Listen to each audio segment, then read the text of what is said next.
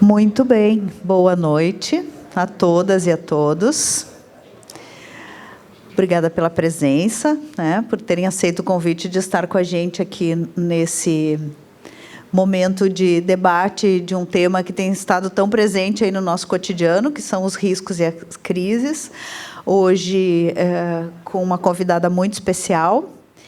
Mas antes de anunciar a convidada, que já está na tela de vocês, eu quero mencionar que esse evento é organizado pelo PPG-Com, aqui, da FAMECOS, mas também por um grupo de pesquisa que está lá o banner, chamado Risco, Crise e Comunicação. Então, é um grupo de pesquisa interinstitucional, que a gente diz, são professores e estudantes da FABICO, da Faculdade de Comunicação da URGS, e aqui da FAMECOS. Então, é um grupo que já tem aí, me ajuda, Ana, a professora Ana Karen, que está aqui, é uma das fundadoras do grupo. 4 anos a gente pesquisa esse tema. E compõe esse grupo a nossa palestrante da noite de hoje, que é a Aline Shimoda, que vem de longe para falar com a gente. A Aline mora no Japão e integra esse grupo desde o início, praticamente, Aline? Ela é formada em Comunicação Social e Relações Públicas, é mestre em Processos e Manifestações Culturais pela FEVALE, é pós-graduada em A Moderna Educação, aqui pela PUC-RS, e é pesquisadora na área de Comunicação de Risco e Crise. O tema da palestra da Aline hoje é Entre a Gestão de Riscos e a Resiliência, a preparação da população para as crises no Japão. Aline, é uma alegria muito grande te receber aqui. A gente convive e pesquisa juntas há 4 anos e nós nos conhecemos presencialmente hoje, nos encontramos presencialmente pela primeira vez.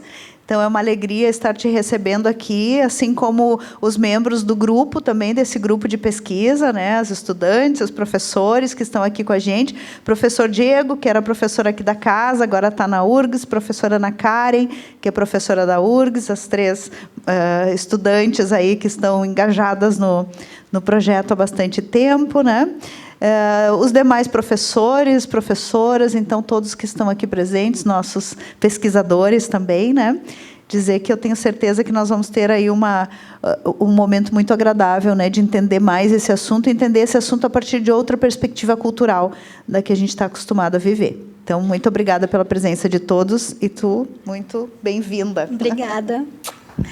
Pode ser aqui mesmo. Obrigada. Boa noite a todos. Obrigada pelo convite.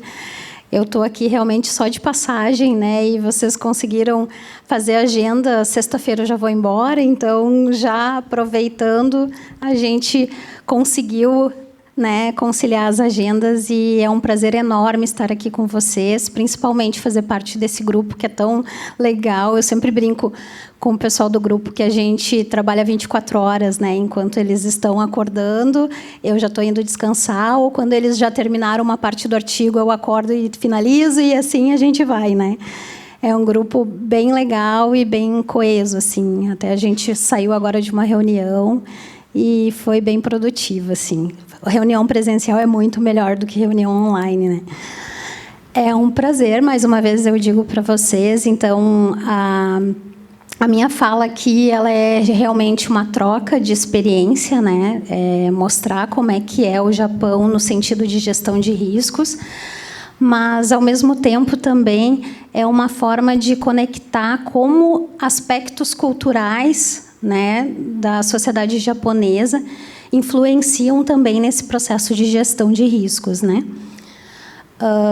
Então, no momento que foi me colocado esse desafio para vir aqui conversar sobre esse assunto que é tão querido por nós do grupo, me veio essa questão de gestão de riscos e a resiliência, que é um aspecto que é bastante conhecido, principalmente pelo Ocidente, dessa gestão de riscos do Japão, que é um país muito resiliente, por tantos eventos que ocorrem em uma semana, em um mês, em um ano.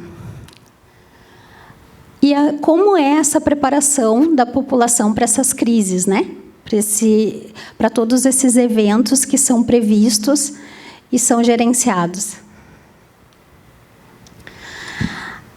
Eu vou contextualizar um pouquinho, né, da onde eu vim, que região do Japão eu me encontro, né? Então, eu já moro no Japão e estou aprendendo a viver no Japão ainda, né? Que é um choque cultural bem grande, né? Sair de uma cultura ocidental, principalmente do interior do Rio Grande do Sul, e começar a morar numa cidade que é no tamanho de Nova Hartz, com 160 mil pessoas. Então, é saber conviver de forma coletiva com muitas pessoas em um ambiente bem pequeno. Então, é uma experiência enorme. Então, estou aprendendo a viver no Japão ainda. E eu moro a 35 quilômetros da cidade de Nagoya. Nagoya fica na província de Aichi-ken. É a terceira maior cidade do Japão. Perde para Tóquio, Osaka, e daí vem Nagoya. É onde fica... é muito próximo da Toyota, de todos os complexos industriais da Toyota, né, da montadora. Então, é uma região muito próspera economicamente. A minha formação já foi apresentada. Eu vou iniciar agora alguns conceitos, vou falar um pouco sobre a gestão de risco, né, no Japão, mas eu peço que... Eu não sei se as perguntas vão ficar para o final, ou se vocês quiserem pararem, por favor, fiquem bem à vontade, porque, às vezes, tem alguma coisa que eu vou passar aqui, e daí vocês... né? Podem perguntar, podem questionar, não acreditem em tudo que eu falar, né? Isso faz parte, né? Então, vamos seguir. Bom, o Japão, ele tem 125 milhões de pessoas, é um arquipélago composto por 6.852 ilhas. Encontraram 1.700 ilhas há 2 meses atrás. É muita ilha. E é um país que ficou muito tempo isolado do mundo, né? Ele se abriu para transações comerciais, mais ou menos em 1880, por aí. Então, é um país que convive constantemente com o moderno e com o velho. E vocês vão entender muito isso no decorrer da minha fala, em função da gestão de risco, como ela é vista pela sociedade japonesa, em função das questões de tradições culturais, crendices da gestão de risco, e como isso influencia dentro do processo social dessa proteção, dessa gestão da prevenção, né? Então, é interessante ver isso. O Japão, ele é localizado na junção de várias placas tectônicas, e eu vou trazer para vocês uma realidade que eu estou passando agora, que é só para vocês entenderem esse contexto territorial do Japão. Quando eu cheguei no dia 15 de agosto, eu cheguei no dia 28 de julho, aqui no Brasil. Dia 15 de agosto, eu recebi eu acho que vocês vão lembrar que teve nos grandes canais, a mensagem de que ia dar um mega terremoto no Japão, na região da fenda de Nankai. É bem onde eu moro. Então, a gente ficou acompanhando daqui, a gente tinha os aplicativos, e, no fim, o governo anunciou que foi cancelado, né, o aviso, e que a população poderia se tranquilizar, mas não deixar de ficar atenta. Depois, agora essa semana, hoje mesmo, eu recebi mais uma notícia de que o tufão número 10 está na costa do Japão e está mais lento, chegando na costa, mas adquirindo mais força. Isso bem na minha região. Então, o Japão é isso. É todo o tempo um alerta, um cuidado que a gente deve ter. E eu não sei, eu vou pegar o voo sexta, se eu vou conseguir chegar no Japão na data prevista, em função desse tufão. Então, a gente se pergunta, meu Deus, como fazer isso? A sociedade está super acostumada. Está super acostumada de gerenciar esses eventos e não se apavorar, né? Porque na outra semana vai ter outra coisa. Então, é muito essa vivência, né? Essa trajetória de eventos que faz com que as pessoas comecem a acreditar mais nessa gestão de riscos e a fazer os processos que é dito, que é orientado para a população. Eu queria só deixar bem claro aqui o conceito de resiliência que eu trago no texto, né, no título da palestra, que é uma resiliência na capacidade de uma sociedade se recuperar de eventos adversos, né, e se adaptar às mudanças. Não é uma resiliência de acontecer e não trabalhar o que aconteceu. E sim é uma resiliência de melhoras, de transformações, de discursos para entender isso, para melhorar esse processo, para ver onde errou, o que fazer melhor, né? Então, é nesse sentido que eu trago a resiliência da sociedade japonesa. E a recuperação no contexto de gestão de riscos, a resiliência é construída através da preparação, da gestão eficaz de crises e da capacidade de reconstrução. Então, isso são 3 pilares importantes para a gente entender dentro da resiliência que eu trago aqui. Falando de gestão de riscos dentro do contexto social japonês, a gente pode... Eu fiz alguns recortes, né, que eu achei interessante a partir da minha experiência prática no Japão. Então, eu trouxe simulações realistas, que é muito presente dentro desse processo social e de educação na gestão de riscos. Kits de emergência, né? Todos nós temos que ter lá. Educação para resiliência, que daí eu vou entrar um pouquinho mais para vocês entenderem o que é essa educação. E a cultura da solidariedade, que daí a gente vai trazer um viés mais filosófico da sociedade. Não sei se vai rodar o vídeo, mas eu só vou contextualizar. Tá bom, eu só vou contextualizar antes. Existe um centro público de preparação para riscos, que é num distrito de Tóquio, em Toshima, que normalmente vai alguns turistas, mas boa parte das pessoas que vão nesse centro visitar são japoneses. E a gente tem uma percepção de que tem terremoto lá e todo mundo já vivenciou terremoto. Não é verdade. Existem algumas regiões do Japão que têm mais terremoto que outras.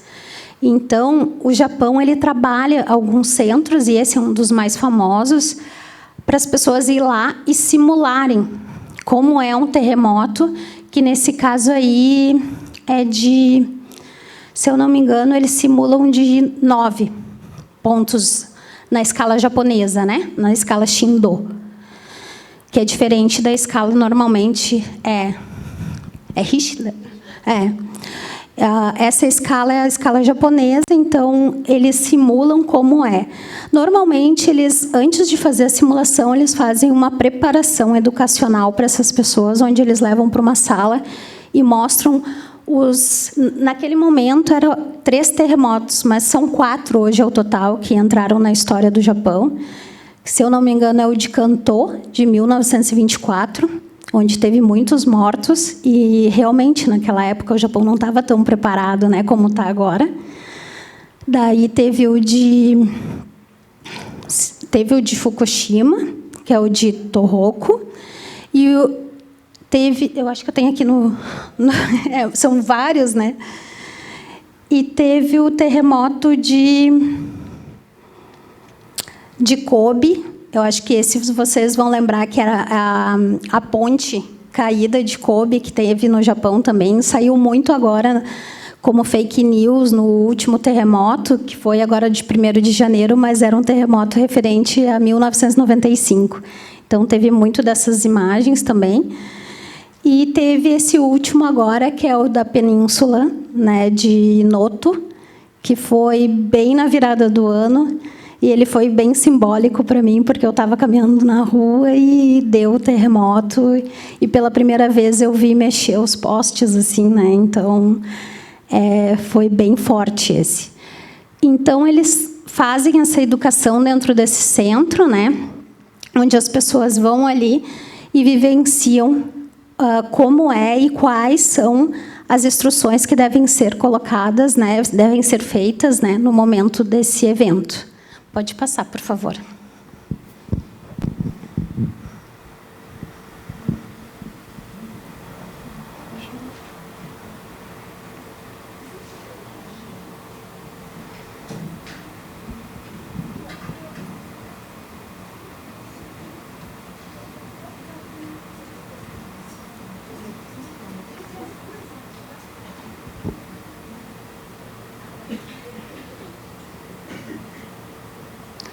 Ela está dando as instruções, né, de como é que tem que ser.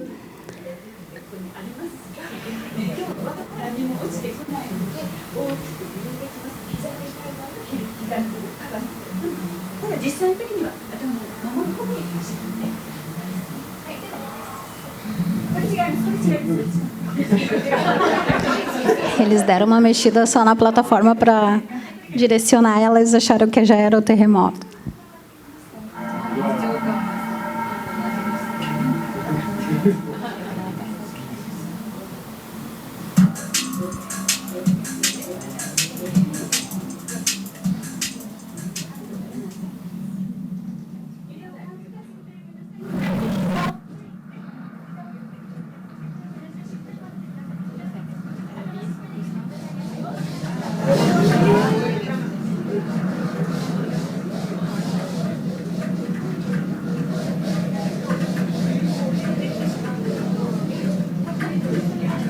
Esse é um terremoto de 9 pontos, né, na escala Shindo, do Japão. São os terremotos... Esse é a mesma intensidade que aconteceu nesse ano de 2024, né, que foi na Península de Noto.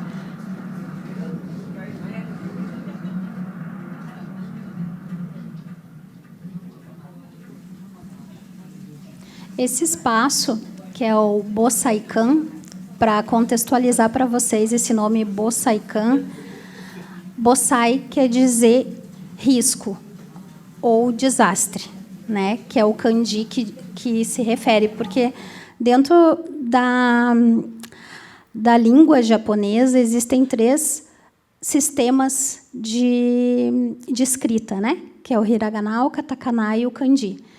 E aqueles são os kanjis. Bosai quer dizer desastre ou risco, que foi até uma das questões que a gente conversou sobre isso, né, dos conceitos. Então, eles, conforme o contexto que vai ser aplicado esse conceito de desastre ou de risco, depende o contexto, né? Então, eles usam o mesmo kanji.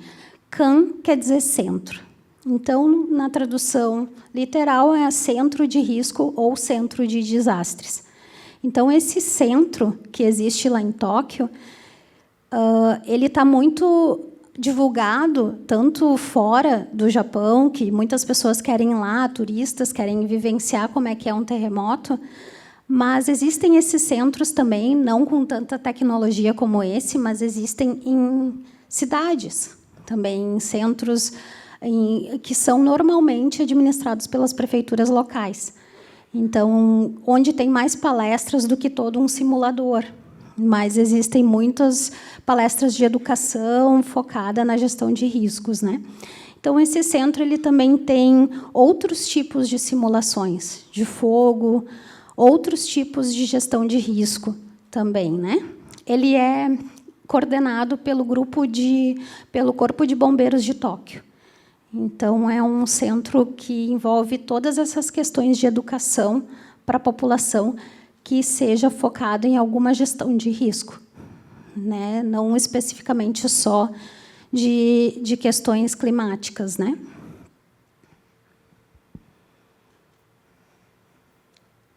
Acho que não. Obrigada. A outra parte, que é kits de emergência, essa parte ela é bem interessante, porque todas as lojas de departamento, onde vendem ferramentas, essa parte mais de jardinagem, tem essas mochilas prontas para vender. Então, tu pode ir lá comprar a mochila, ou então tu pode fazer a tua própria em casa, de acordo com as necessidades. Existem os kits básicos, que são lanternas, né? Lonas para o frio, né? Algumas questões que são importantes. Máscara é uma de uma parte desse kit que é obrigatório. Então, os documentos e dinheiro eles pedem para colocar em ziplock. Então, eles dão todas as instruções de como tu deve montar a mochila. E essas instruções elas podem ser... vocês podem ter essas instruções nas prefeituras, ou então nesses centros de gestão de risco, ou até mesmo na prefeitura da província, né? Que seria a província, como seriam nossos estados aqui no Brasil, né? Então, pode conseguir todas essas instruções normalmente em órgãos públicos. E no Corpo de Bombeiros da cidade também. Então, a água, alimentos não perecíveis, materiais de primeiros socorros, né? E kits específicos para necessidades especiais, que também cada pessoa que se tiver remédios controlados, né? Cada pessoa vai fazer sua mochila de acordo com a sua necessidade. Outra questão que é a educação para a resiliência. Essa parte eu acho muito interessante, foi uma parte que me deixou bem assim impressionada e que envolveu muito na questão da educação da minha filha, que é o Shakai Kenkyu. Ele Shakai em japonês quer dizer vida, Kenkyu quer dizer pesquisa ou estudo. Então, é uma parte da grade curricular escolar que vem desde a creche e vai até a universidade, onde eles estudam e pesquisam sobre aspectos da vida. E um dos pontos desses estudos está a gestão de risco. Então, desde a creche, eles fazem simulações, né? Simulações de terremoto, de tsunami, de invasão escolar por criminalidade. Então, são vários tipos de simulações que ocorrem dentro das escolas, inclusive nas creches, né? Eu sempre recordo um episódio que a Yumi chegou em casa muito assustada, né? A Yumi é minha filha, e ela disse: amanhã eu não quero ir na creche, né? Ela tinha 5 anos. E daí eu disse: mas por quê, filha? Porque amanhã a gente tem simulação de bandido. Ela fala, né? E daí eu disse: mas por quê, filha? É porque eles vêm e invadem a escola e a gente tem que se esconder atrás da professora. E eu fiquei assim: não, mas é só uma simulação. Mas ela disse: mas mamãe, parece que é de verdade. Então, tem muito, desde pequena, essas simulações, né? Então, acontece bastante isso.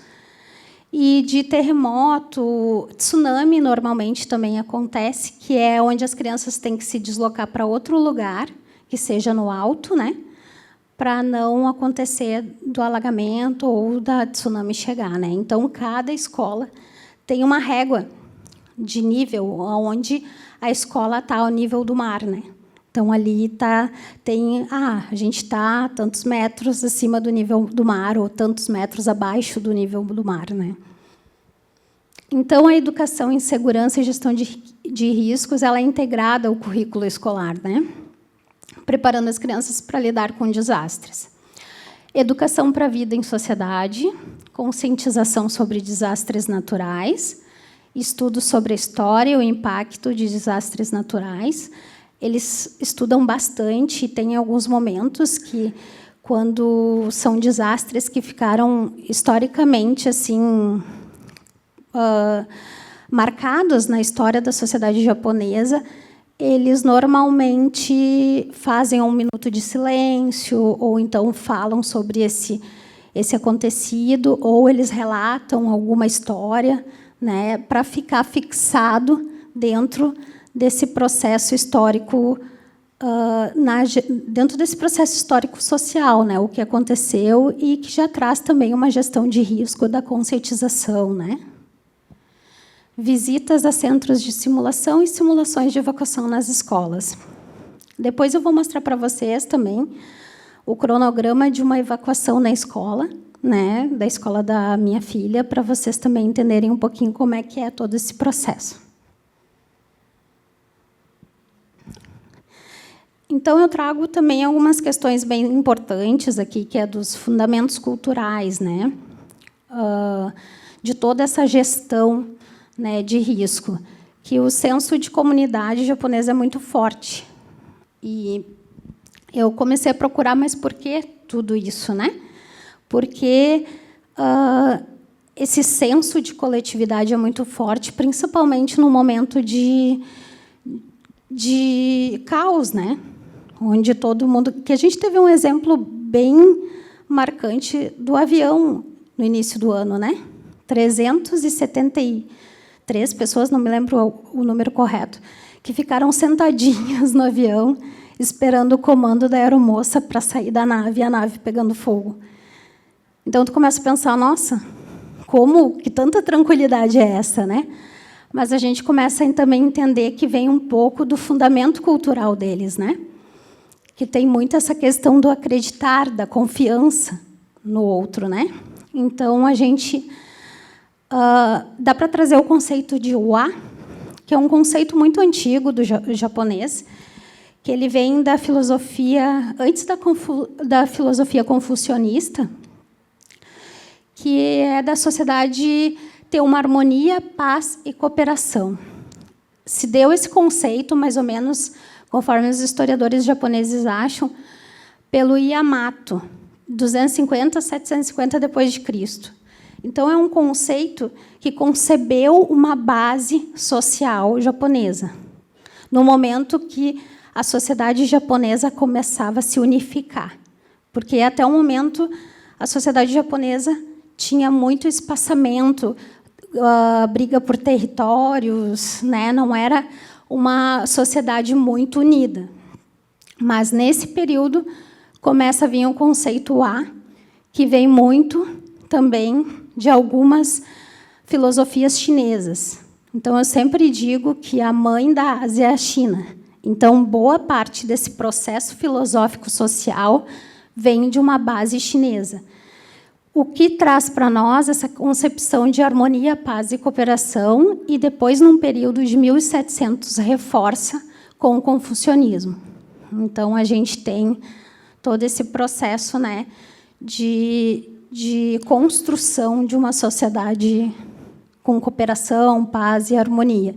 Então, a gente trabalha muito essa questão da filosofia dentro da sociedade, né? Então, acho que isso é importante também trazer, porque não é só um aspecto de fazer e se unir. Agora a gente vai ser uma sociedade que vai se unir. Não é tão simples assim. Processos culturais, eles exigem tempo, eles exigem circunstâncias, desenvolvimento, e não é dessa forma, né? Não é através de regras, né? Somente. Então, tem toda uma filosofia por trás que a gente não pode deixar ela escondida. Eles são assim porque são disciplinados. Não. Né? A gente tem uma sociedade diferente, aspectos culturais e elementos culturais diferentes. E isso tem que ser pautado, né?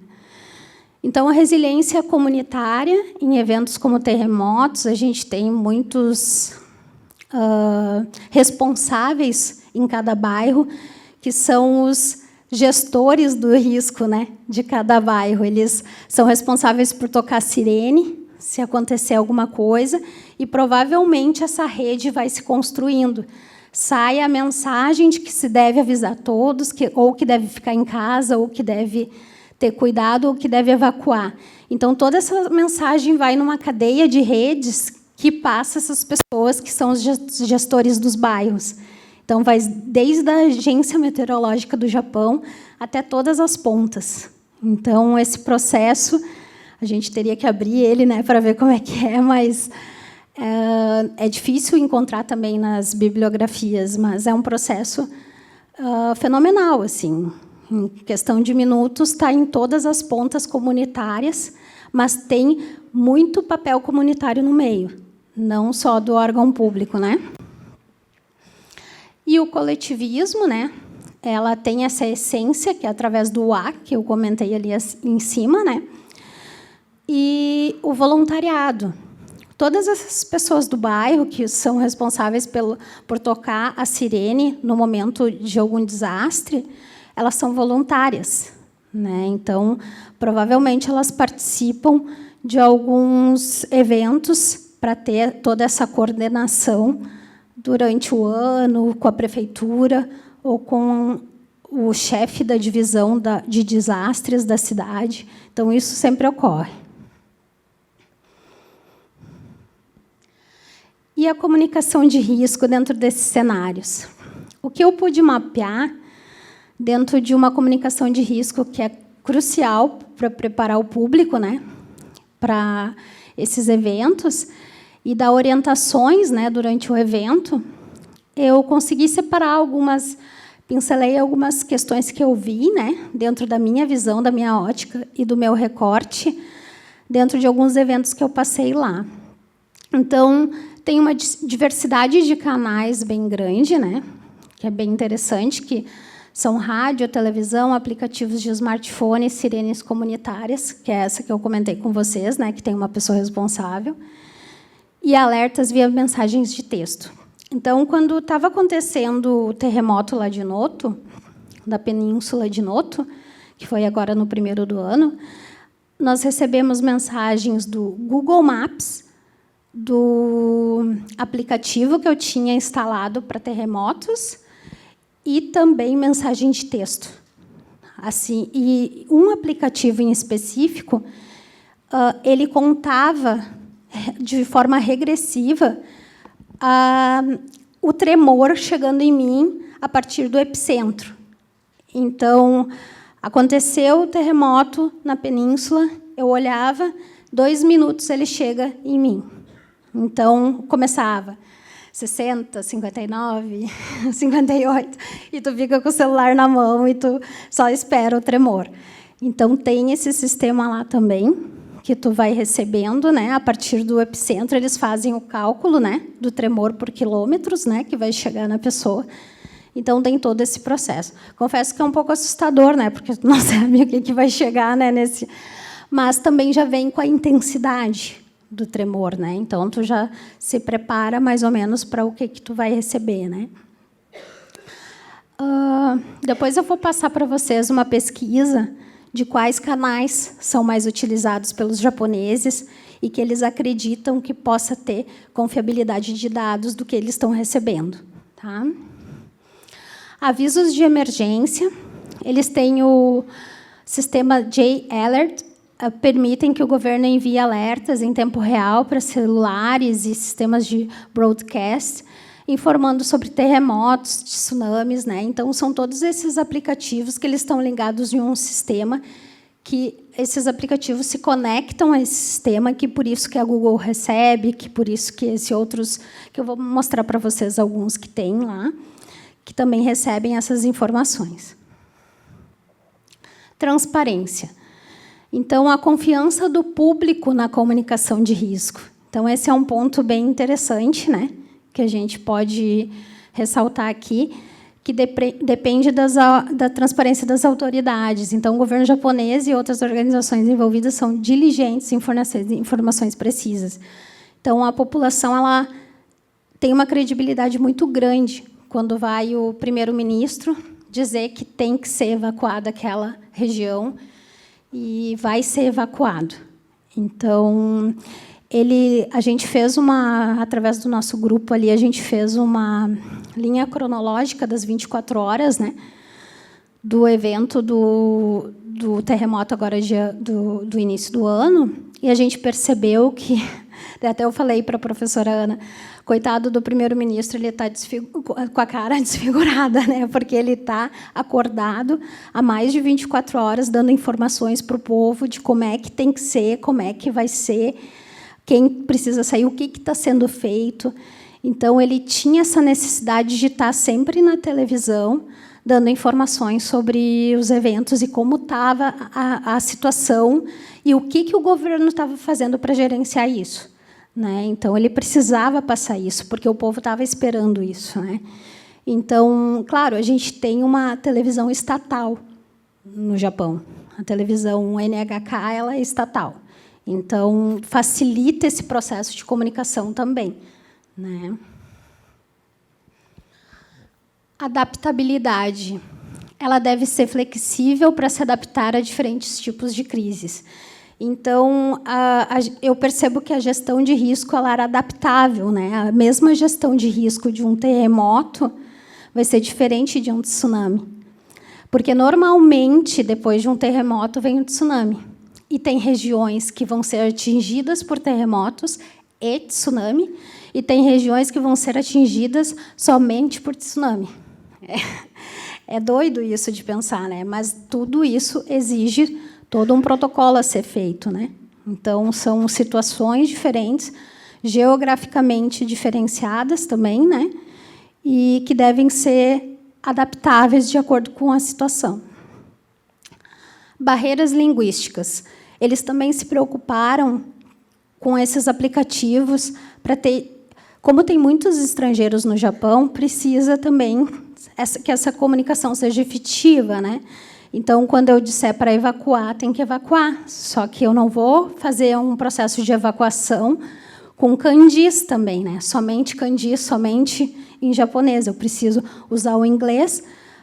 Então, eles têm 10 idiomas, português, espanhol, né? Então, provavelmente, eles fazem uma análise de quais etnias que tem mais no país e eles desenvolvem mais os aplicativos na língua que mais tem, né, no meio do índice, né, de estrangeiros do país. Então, a gente vê bastante isso. Então, tu pode setar dentro dos aplicativos qual a língua que tu quer utilizar, né?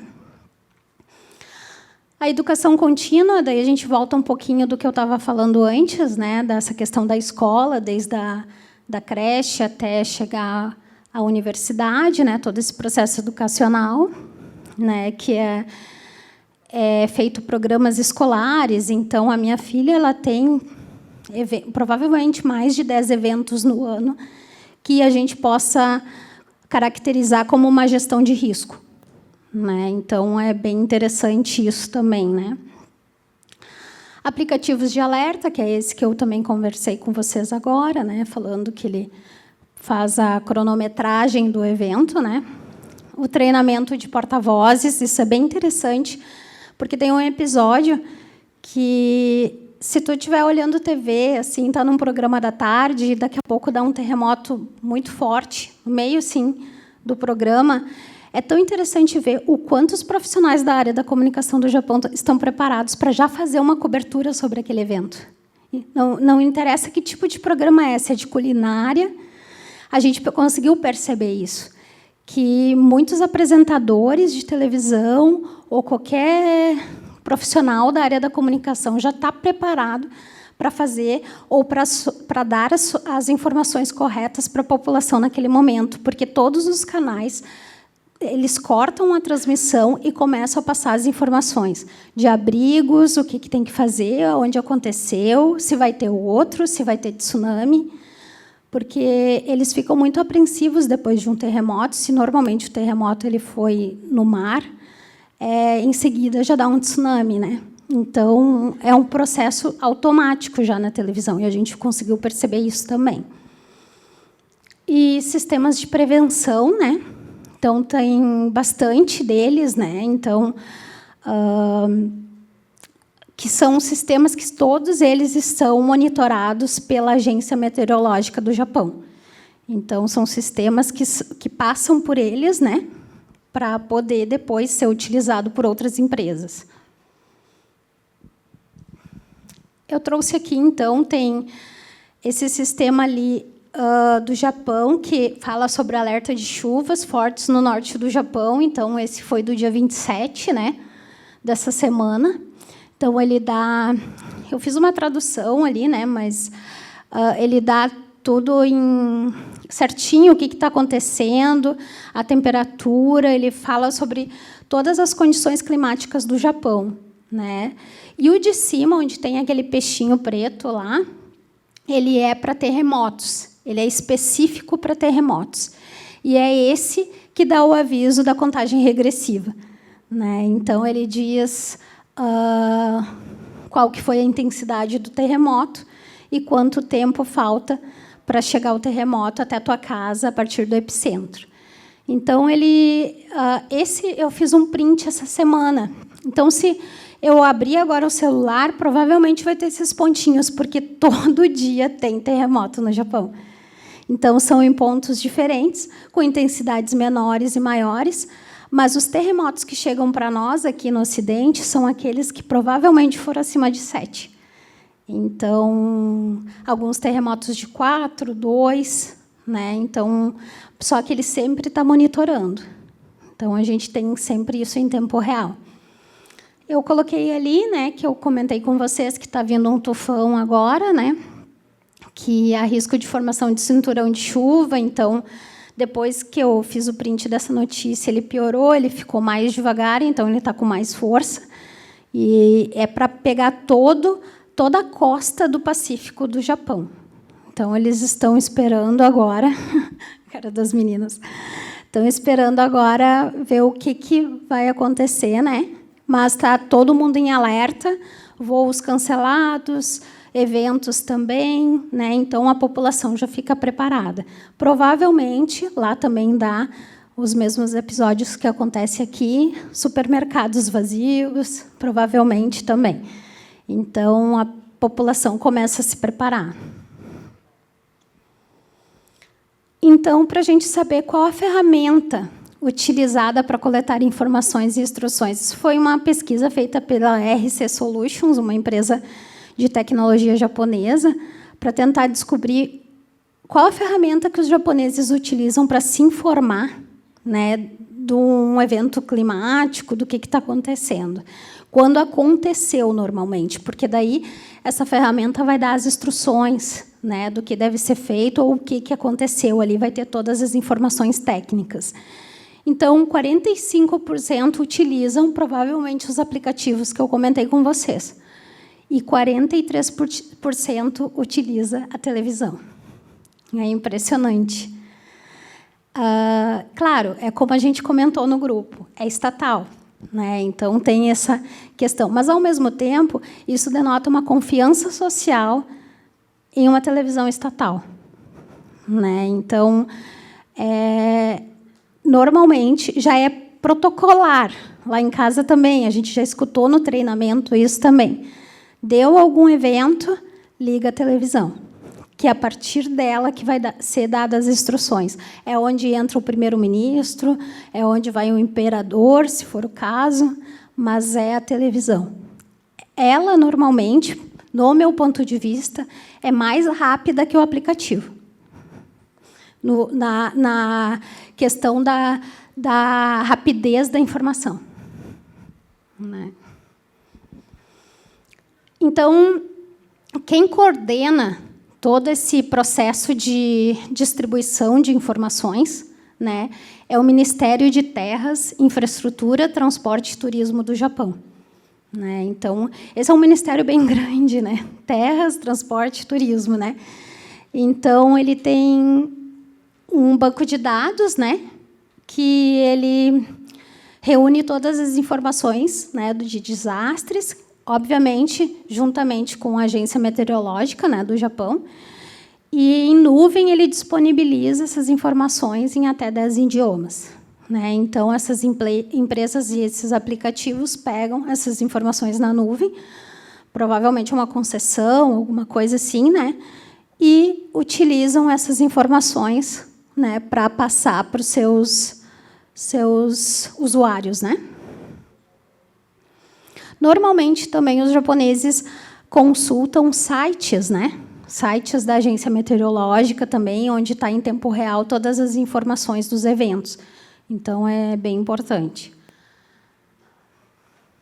Eu vou apresentar para vocês agora algumas práticas que eu consegui perceber assim desses 6 anos que eu estou morando lá e que eu achei interessante trazer para vocês como é que funciona esse processo educacional, né, do Japão, né?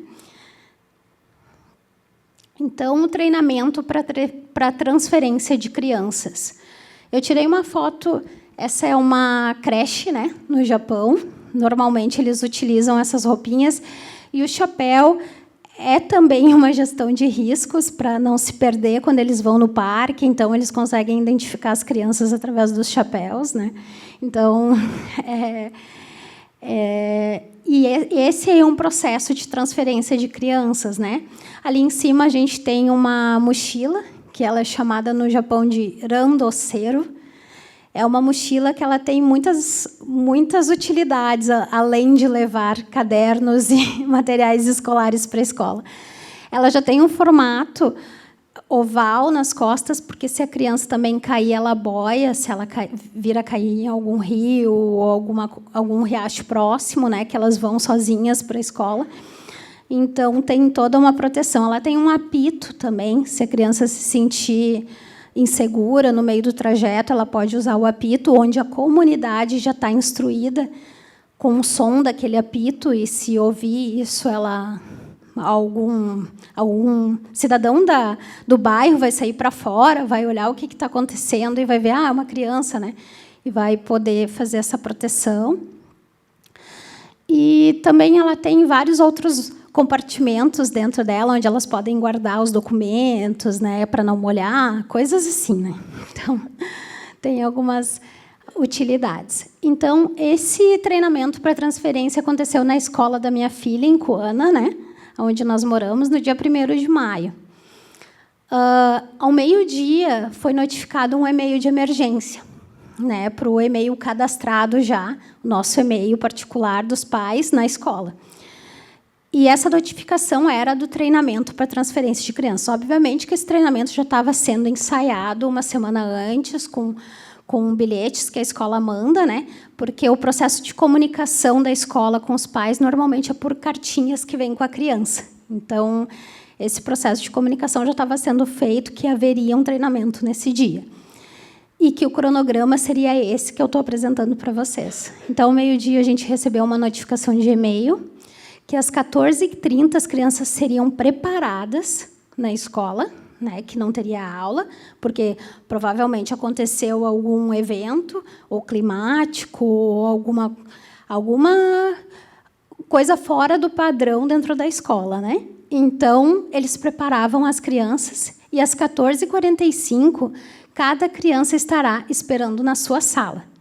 Então, o pai normalmente já sabe onde é a sala, porque existe outro processo de gestão de risco linkado nessa ação, que é a visita dos pais na escola, pelo menos 2 vezes por ano, para saber onde é a escola e quem é a comunidade escolar que está com as crianças. Então, é uma ação linkando na outra, né? Então, a gente tem... Cada criança vai ficar na sala, eu vou saber que sala que é, porque eu já conheci, né?